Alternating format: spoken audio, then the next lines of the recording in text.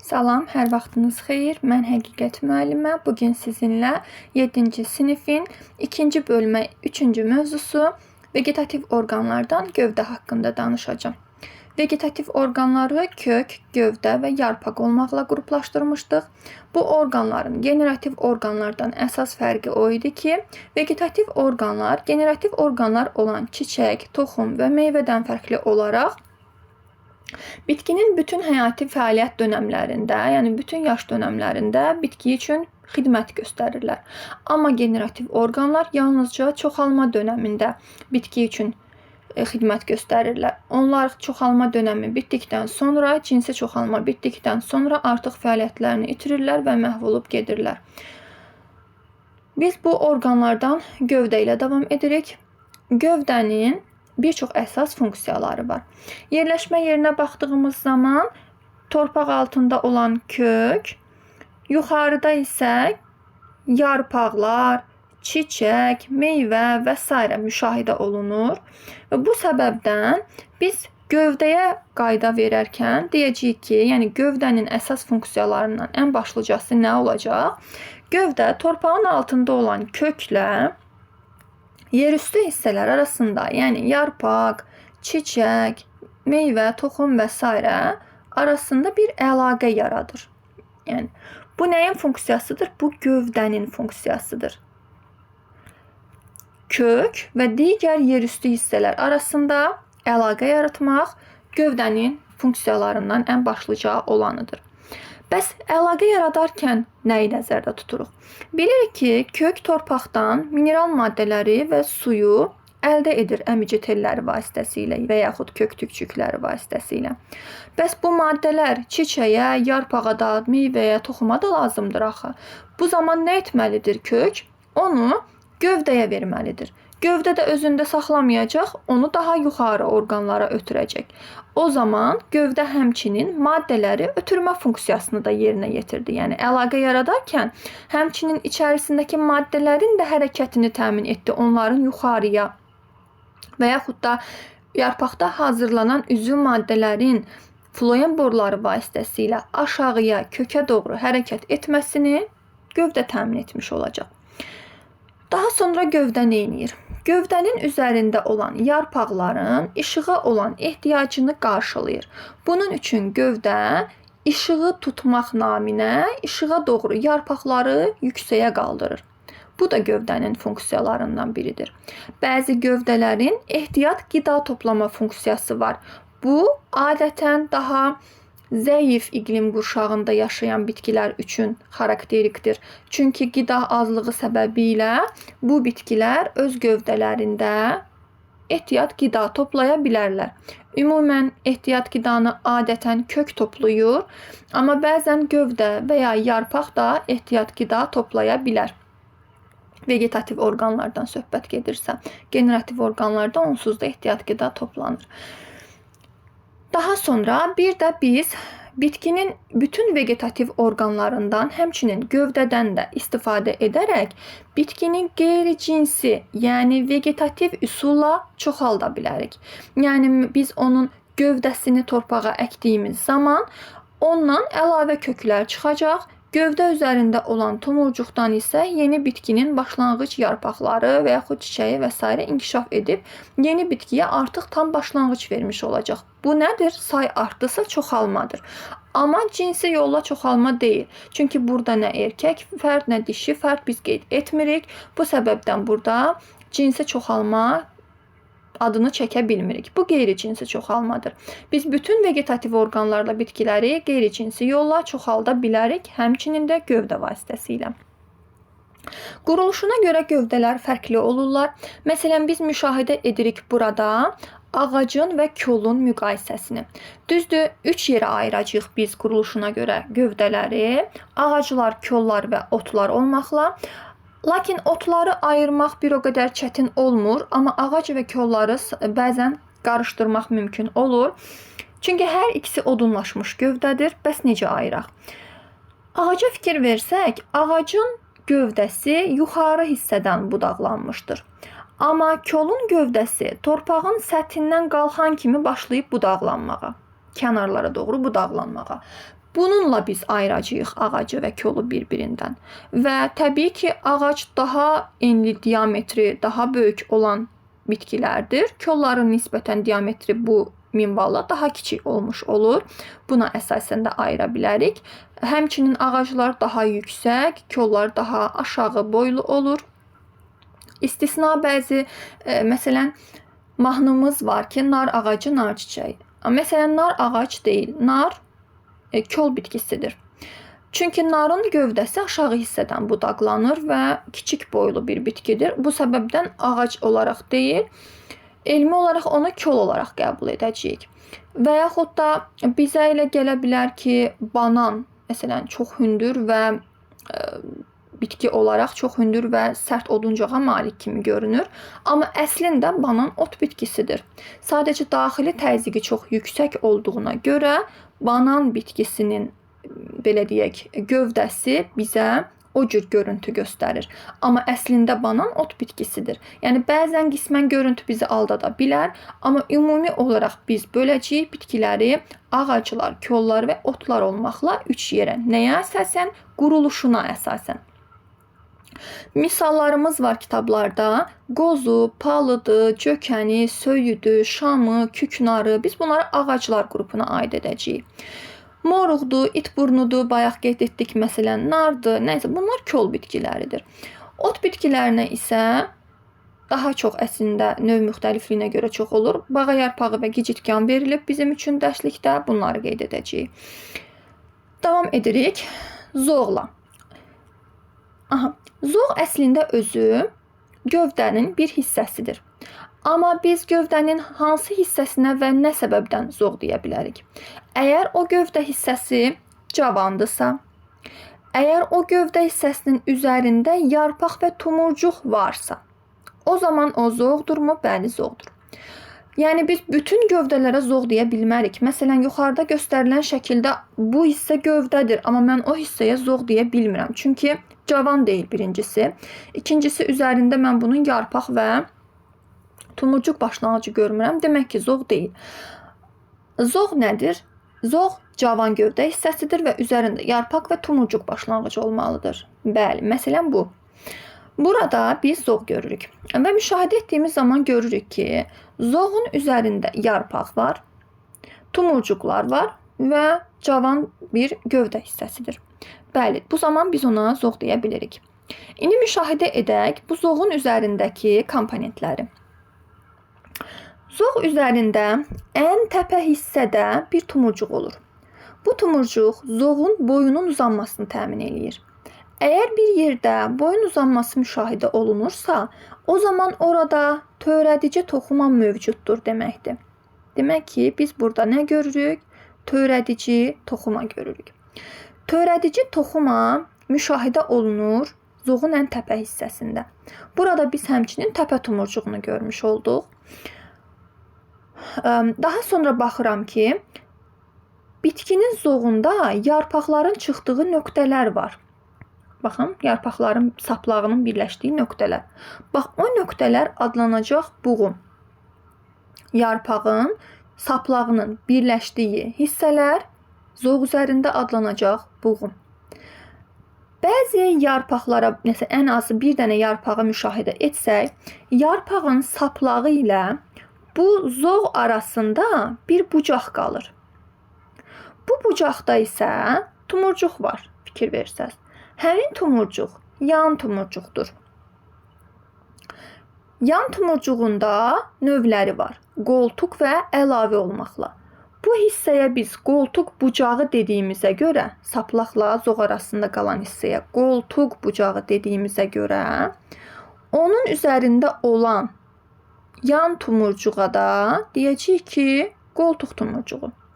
Yəni yanın bir növü olaraq yan tumurcuq da deyə bilərsiniz, amma daha detallı soruşsa ki, saplaqla zoğ arasında qalan, onda yanın növü olan qoltuq tumurcuğu deyəcəyik. Şəkil üzərində gördüklərimiz budur. İndi bəzi rəqəmlərlə bağlı detalları verəcəm. Məsələn, biz bu şəkil üzərində nəyi müşahidə edirik?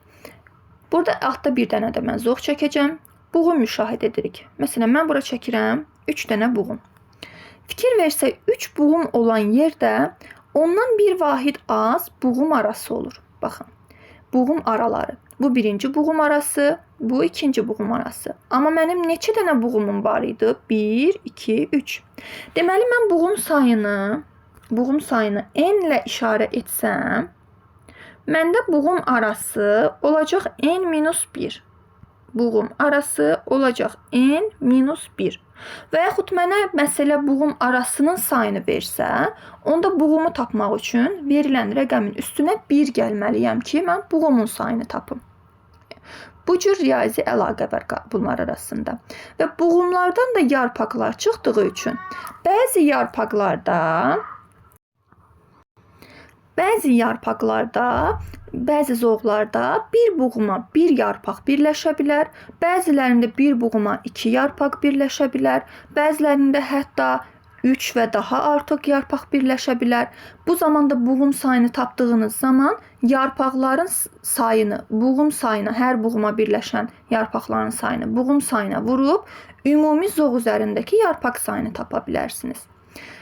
Bunu yarpağı keçdiyimiz zaman daha ətraflı bu nüansa bir daha toxunacağıq. Bu bizim zoğ anlayışımız. Davam edirik. Baxsaq, biz zoğ üzərində tumurcuq da görmüşdük. İndi tumurcuğu təsnif edək.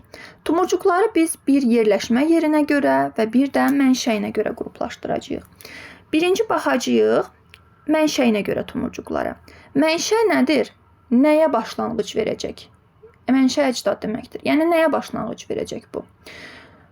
Bəzi tumurcuqlar var ki, onlar zoğa, yəni gələcəkdə başqa bir bitki üçün, bitkinin hissəsi üçün zoğa və yaxud yarpağa başlanğıc verir. Bəzi tumurcuqlar isə var, onlar yarpağa və çiçəyə başlanğıc verir.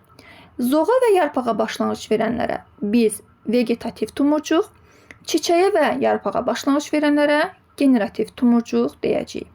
Şəkillərini müşahidə etsək, fikir versək, biz burada ortaq hissələr görürük. Baxın, tumurcuq başlanğıcı hər ikisində varmı? Var.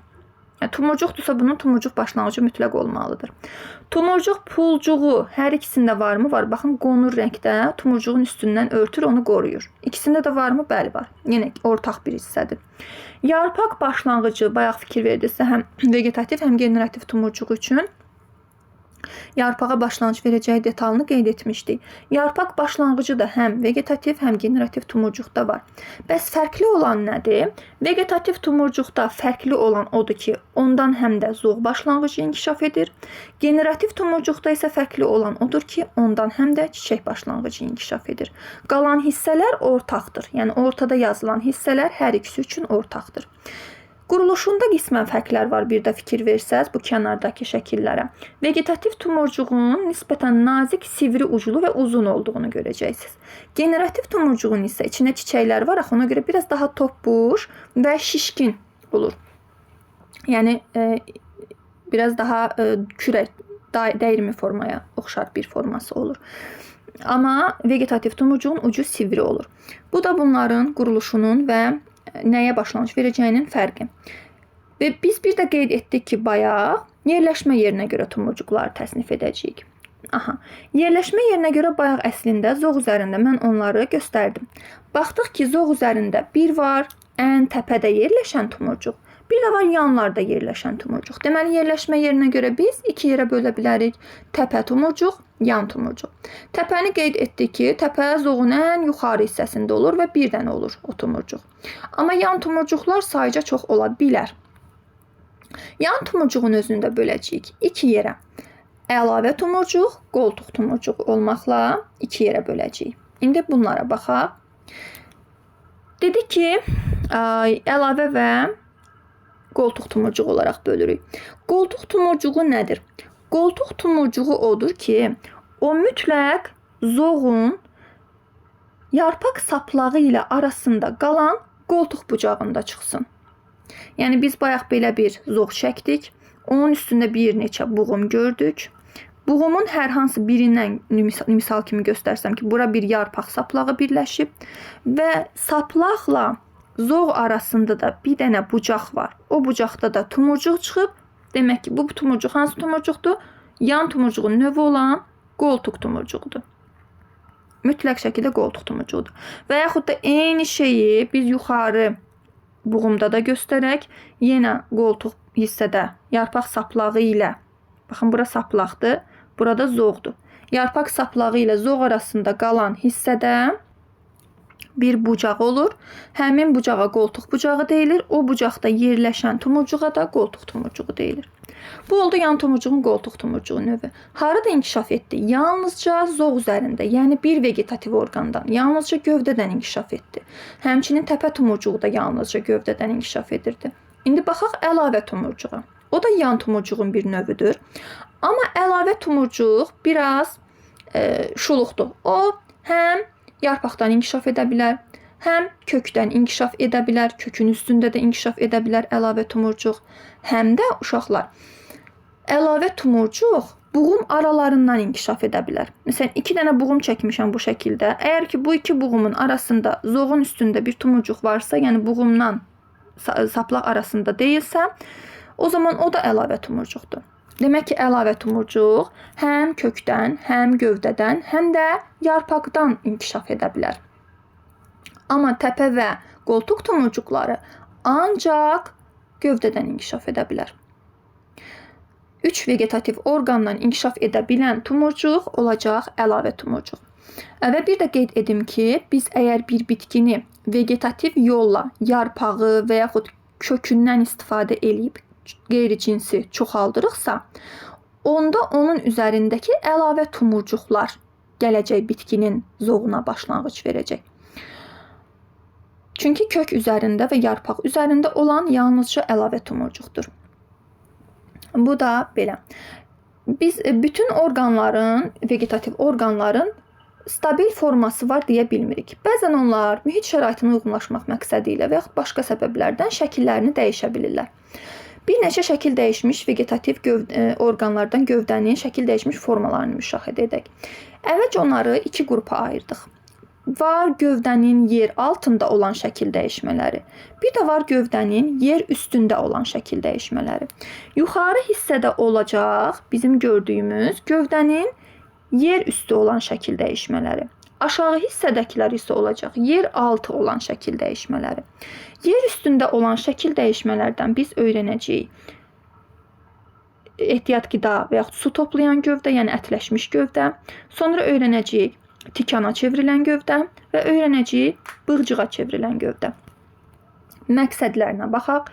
Nəyə görə bir gövdə ətləşsin? Məsələn, burada biz kaktusu görürük. Kaktusun gövdəsi primitiv, məsələn, gövdə deyil. Bu gövdə özündə ehtiyac su toplayır. Niyə? Çünki kaktus quraqlıq yer bitkisidir. Quraqlıqda su yoxdur, qismən su tapır, tapdığı suyu da israf etmir, depoluyur gövdəsində. Yəni, bu bir uyğunlaşmadır. Onun yarpağında da şəkil dəyişmə var əslində. İndi bunu yarpaqda deyəcəyik. Həm kökündə, həm gövdəsində, həm yarpağında biz müşahidə edirik. Amma gövdəsi ehtiyac su toplayır, ətləşib. Amma yarpağı tikana çevrilib. Başqa bir şəkil dəyişmədir o. Tikanı biz burada gövdə şəkil dəyişməsində də görürük. Məsələn, itburnu bitkisinin tikanları gövdəsinin çıxıntısıdır. Amma kaktusun tikanları onun yarpaqlarıdır çevrilib tikana. Və yarpaqlar tikana niyə çevrilir? Bu da yenə quraqlıqla əlaqədar bir uyğunlaşmadır. Daha az su buxarlandırmaq üçün yarpağın səthini kiçildir.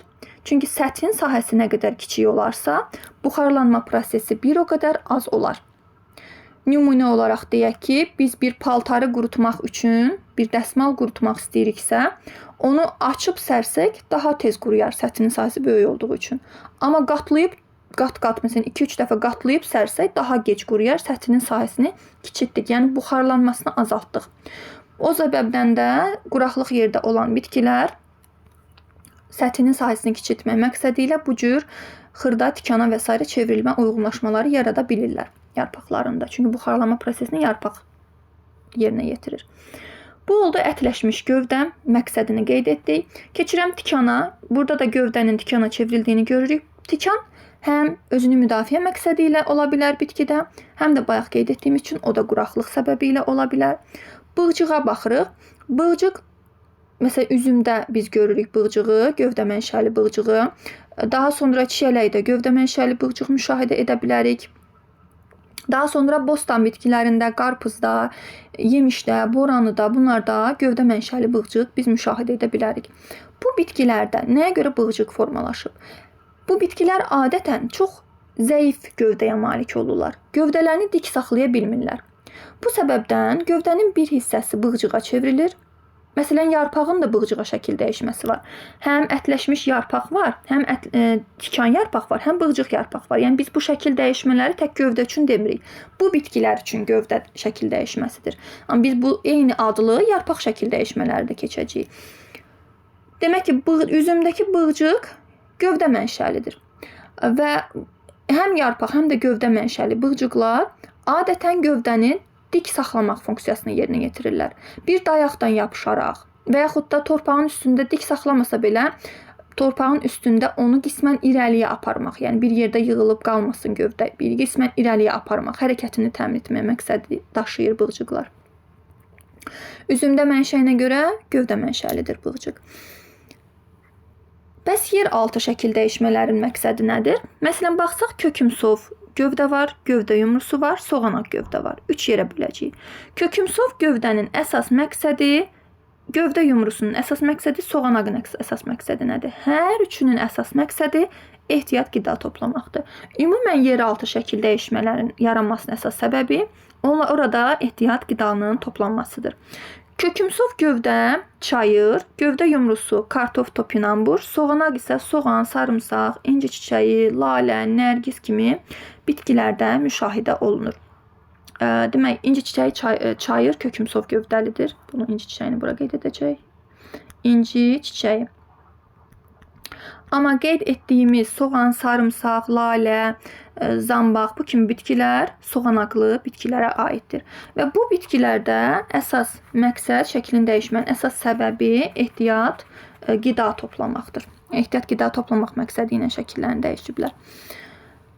Bir də əlavə olaraq qeyd etmək istəyirəm ki, gövdənin en kəsiyinə biz baxarkən orada nə görəcəyik? Gövdənin en kəsiyinə biz baxdığımız zaman orada xaricdən daxilə doğru qatlar görəcəyik. Birinci görəcəyimiz qat qabıq qatıdır. Qabıq. İkinci görəcəyimiz qat isə kambi qatıdır. Üçüncü görəcəyimiz qat oduncaq qatıdır. Və ən ortada mərkəzdə görəcəyimiz qat özək qatıdır. Demək, qabıq ən xaricdən olacaq. Ondan daxildə olacaq kambi, mən onu qırıq-qırıq xətlərlə göstərəcəm. Ondan da daxildə olacaq oduncaq halqaları, çünki oduncaq belə halqa-halqa olur. Və ən orta hissədə isə özək olacaq. Yəni, bu 4 qatı biz gövdənin en kəsiyinə baxanda görürük. Əgər gövdə cavan bir gövdədirsə, o zaman onun qabıq qatının üst hissəsi adlanacaq dəricik. Yox, əgər yaşlı bir ağacdırsa, ağacın gövdəsidirsə, onda qabıq qatının üst hissəsi adlanacaq mantar. Mantar, hansı ki Robert Hooke onun hüceyrələrinə baxaraq ilk dəfə hüceyrə sözünü elmə gətirmişdi. Yəni, o mantar qabıq qatına aiddir. Amma yaşlı bitkilərdə, cavan bitkilərdə ən üst qat olacaq dəricik. Kambi qatının funksiyası nədir? Kambi çox zərif olur, törədici toxumadan təşkil olunur. Yəni, gövdənin eninə böyüməsi, çünki böyümə harda varsa oradadır törədici toxuma. Eninə böyüməsini təmin etdiyi üçün o da həmçinin törədici toxumadan təşkil olunub. Və yeni hüceyrələr durmadan hazırlayaraq həm qabığa, həm də oduncağa verir. Çünki bir tərəfində qabıq dayanır, bir tərəfində oduncaq dayanır. Özü heç kökəlmir. Ancaq qabığa və oduncağa yeni hüceyrələr verir. Oduncağın əsas funksiyası burada su və mineral maddələrin daşınmasını təmin edən ksilem borular olur. Bir də gövdəyə möhkəmlik verən, belə deyək, liflər olur, mexaniki hüceyrələr olur. Bir də qaldı özək. Özək hissədə isə ən ortada əsas toxuma olur. O da ehtiyat toplayıcı əsas toxumadır. Orada bitki üçün ehtiyat qida maddələri toplanır və belə şüalar da keçir hətta özəkdən digər hissələrə doğru. Orada toplanan ehtiyat qida maddələrinin ötürülməsini təmin edir bu şüalarda. Gövdə haqqında deyəcəklərim bu qədər. Növbəti dərs görüşərik. Sağ olun.